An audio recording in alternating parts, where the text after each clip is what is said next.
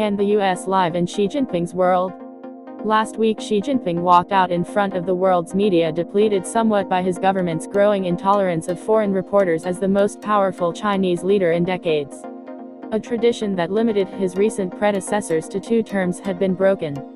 And third term in hand, he had cemented his power over China, perhaps indefinitely.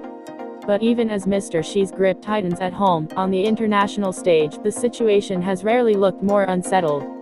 The more the Communist Party leader has reinforced China's authoritarian model, the more he has challenged a defining assumption of our age of globalization: as China got richer, it would become freer. That assumption drove decades of trade and engagement between Washington and Beijing. It was the bedrock for an economic partnership that would eventually see more than $500 billion worth of goods cross the Pacific Ocean every year. Now, as Mr. Xi begins his third term, he faces an ongoing trade war with the US and a fresh attempt to deny China access to high-end American chip-making technology that, according to some commentators, is designed to slow China's rise at any price. Beijing argues that the recent, marked chill in relations is being driven by America's desire to maintain its position as the preeminent world power. President Joe Biden's newly released national security strategy defines Beijing as a bigger threat to the existing world order than Moscow. And Washington has begun to talk about a Chinese invasion of democratic Taiwan as an increasingly realistic prospect rather than a distant possibility. This is a long way from the days when both US and Chinese leaders would declare that mutual enrichment would eventually outweigh ideological differences and tensions between an established superpower and a rising one. So how did we get here? Habits of liberty. It's no small irony that it is President Joe Biden who is increasingly treating China as an adversary. And his attempt to cut off its access to advanced semiconductors is arguably the most significant reversal of the trade and engagement approach. In the late 1990s, Mr. Biden, then a member of the US Senate, was a key architect of the efforts to welcome China into the World Trade Organization (WTO). China is not our enemy, he told reporters on a trip to Shanghai in 2000, a statement based on the belief that increased trade would lock China into a system of shared norms and universal values, and help its rise as a responsible power. WTO membership, which became a reality on President George W. Bush's watch, was the crowning glory of a decades-old policy of growing engagement, supported by every president since Richard Nixon. Corporate America too had been lobbying hard for China to open up further, with the likes of British American Tobacco, keen to sell to Chinese consumers, and the US-China Business Council eager for access to a cheap, compliant labor force. For American unions worried about blue-collar job losses, and for anyone concerned about human rights, China's WTO membership was justified on ideological grounds.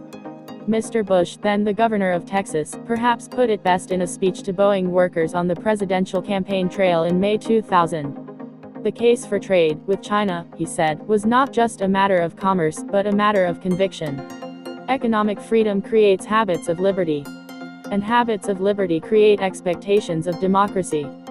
For a while, China's growing prosperity really did seem to raise the prospect of, at least some limited, political reform. In the years following WTO membership, the internet, like elsewhere in the world, gave Chinese people an opportunity for discussion and dissent previously undreamed of. Bill Clinton famously suggested that for the Communist Party, taming the internet would be like trying to nail Jell-O jelly to the wall. Even after Mr. Xi began his first term as the party's general secretary in 2012, international media coverage often focused on the skyscraper-studded skylines, the cultural exchanges, and the new middle class as evidence that China was changing in fundamental ways, and for the better. But there were plenty of clues that, early on in his rule, Mr. Xi had identified those fledgling habits of liberty, not as a welcome consequence of globalization, but as something to be fought against at all costs. Document number 9, reportedly issued by the Communist Party's Central Office just a few months into his first term, lists 7 perils to be guarded against, including universal values, the concept of a civil society beyond party control, and a free press. Mr. Xi believed that it was ideological weakness and a failure to hold the socialist line that led to the downfall of the Soviet Union. The ideal of shared, universal values was for him a Trojan horse that would lead the Chinese Communist Party to go the same way, and his answer was swift and uncompromising and unashamed reassertion of authoritarianism and one-party rule. Jell-O on the wall. By the time of his second term, China had begun firmly nailing the Jello to the wall, imprisoning lawyers, muzzling dissent, snuffing out Hong Kong's freedoms, and building camps for the mass incarceration of more than 1 million Uyghurs in its far western region of Xinjiang.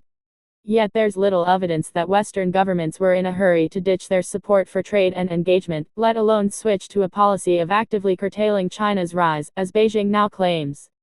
For decades, China's WTO entry offered huge profits for corporations that lined their supply chains with Chinese labor, and a new frontier for businesses to sell to Chinese consumers. Embassies have long been staffed, and many still are, with trade teams numbering in the hundreds. The UX's so-called golden era with China, a tub-thumping endorsement of the trade and engagement mantra, was launched during Mr. Xi's first term and continued into his second. It even saw a UK Chancellor travel to Xinjiang, by then already the focus of serious human rights concerns, for a photo opportunity specifically to highlight the trade opportunities on offer in the region.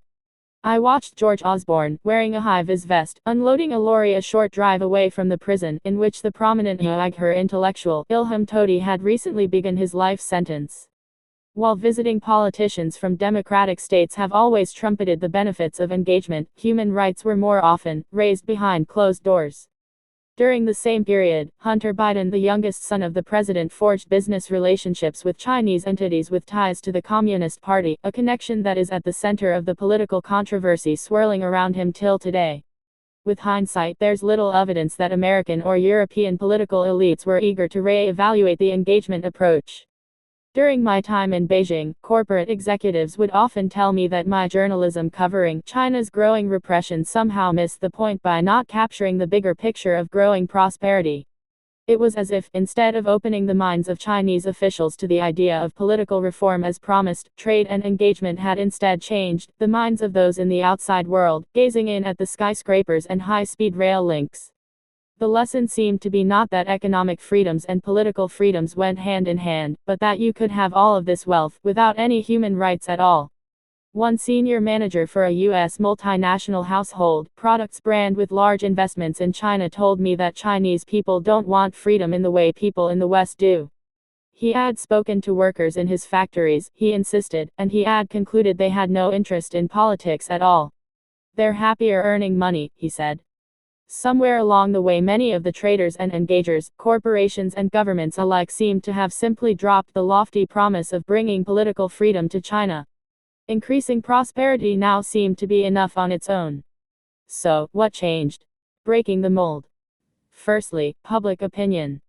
From 2018 onwards, the Uyghur diaspora began to speak out about the disappearance of their family members into Xinjiang's giant prison camps, despite the clear risk that doing so might bring further costs and punishments for those relatives back home. China at first seemed shocked by the international reaction. After all, Western governments had long tolerated many facets of Beijing's repression while continuing to trade and engage.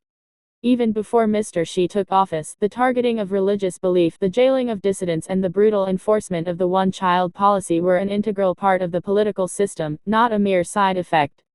But the mass incarceration of an entire people designated a threat solely on the basis of their culture and identity had a big impact on global public opinion because of its historic resonances in Europe and beyond. Corporations with supply chains in Xinjiang were facing the mounting concern of consumers, and governments were coming under increasing political pressure to act.